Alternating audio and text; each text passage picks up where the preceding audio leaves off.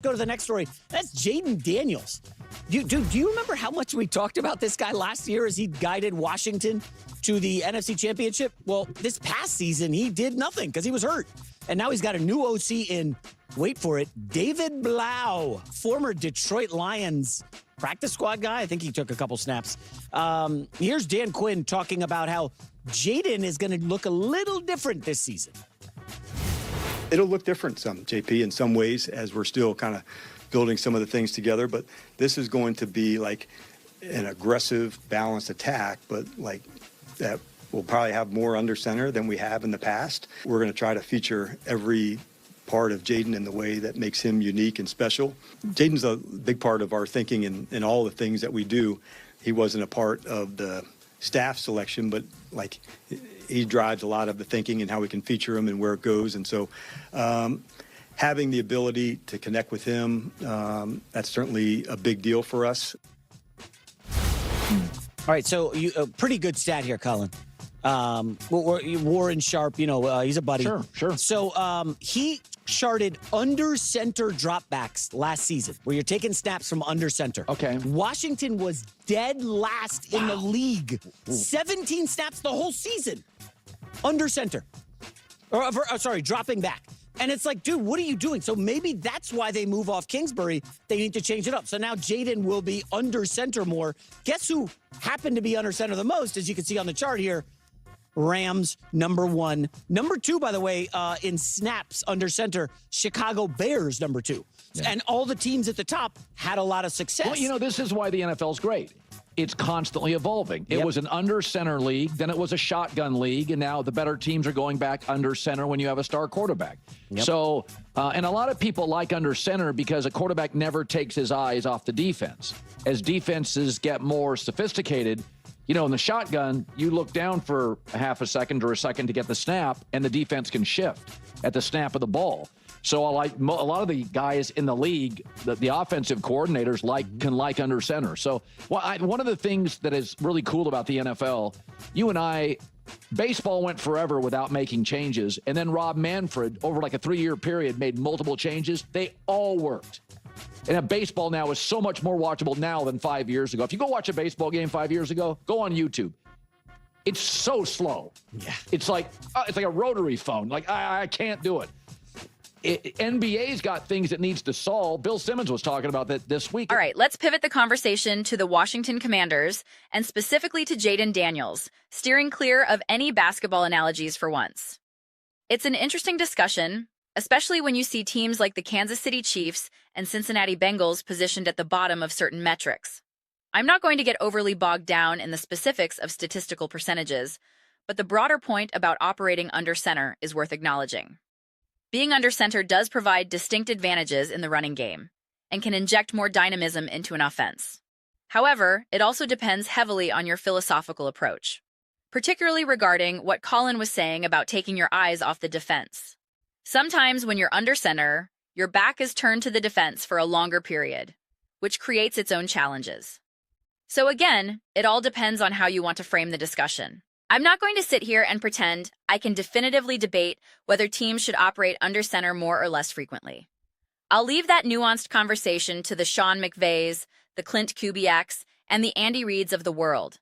I'll leave it to the guys who genuinely understand football at a level that none of us will ever reach.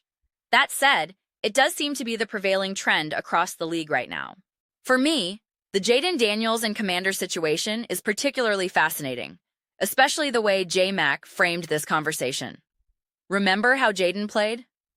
That's what continues to irk me about the timeline and perception surrounding him. It was so frustrating because last offseason, heading into 2024 when Jayden was first drafted, I was mega high on him. It was so awesome, so exciting to watch the Commanders keep winning, to watch Jayden have arguably the best rookie season of all time and do things that were genuinely extraordinary. He essentially put up a 4,000 passing 1,000 rushing yard season.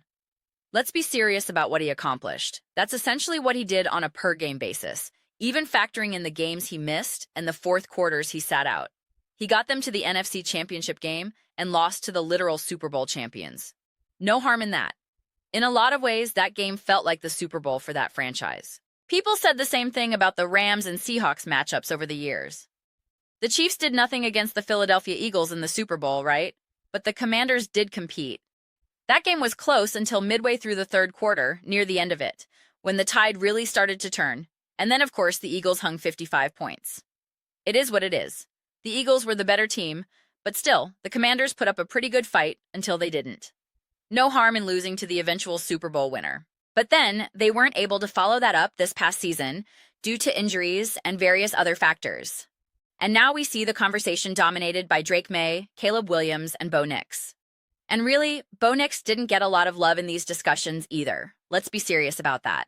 It was a lot of Caleb Williams and Drake May hype. And even the Caleb Williams takes were kind of hot and cold. Everybody was still split on him.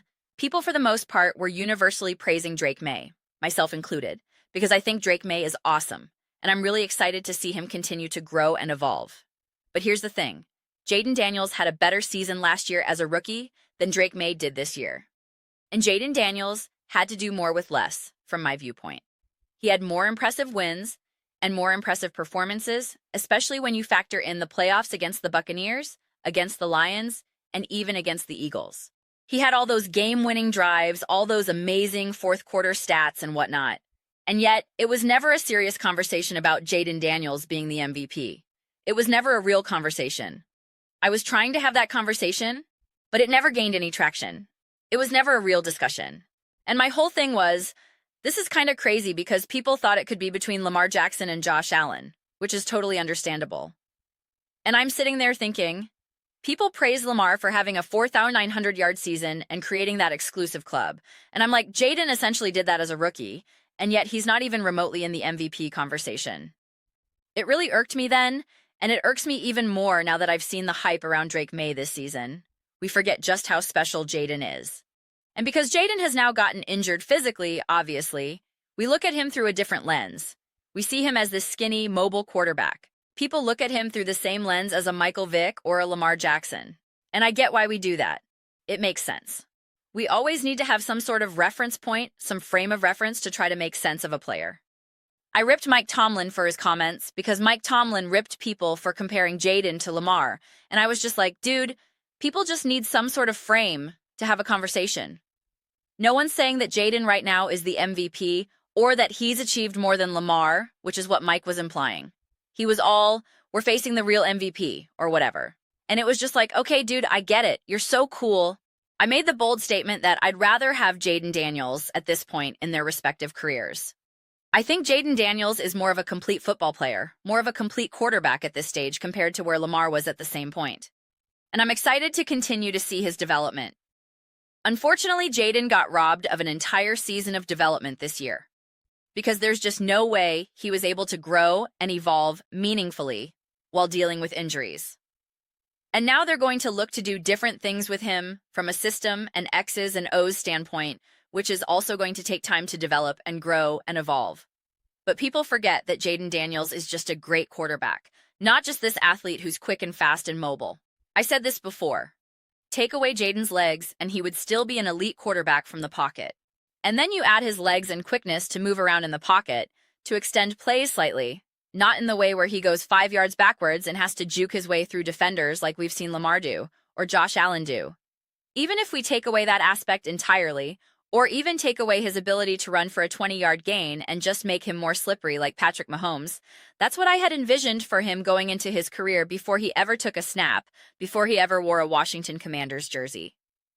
I said, you want to follow the footsteps of Patrick Mahomes, not Josh Allen, not Lamar Jackson, not Michael Vick. Use your mobility to be a little bit more slippery. That's why I actually lean in on designed runs rather than off-script scrambles, because that's where you're more likely to get injured. Designed runs allow you to use your legs, show that you're a threat, but do so in a way where you can slide, where you can get out of bounds, where you can protect yourself. The constant buying of time and extending plays leads to hits where your body isn't prepared for the contact. Actually, one of the most dangerous types of contact is being hit in the pocket when you're not expecting it. Weirdly enough, it actually is more dangerous because you're not ready for the contact.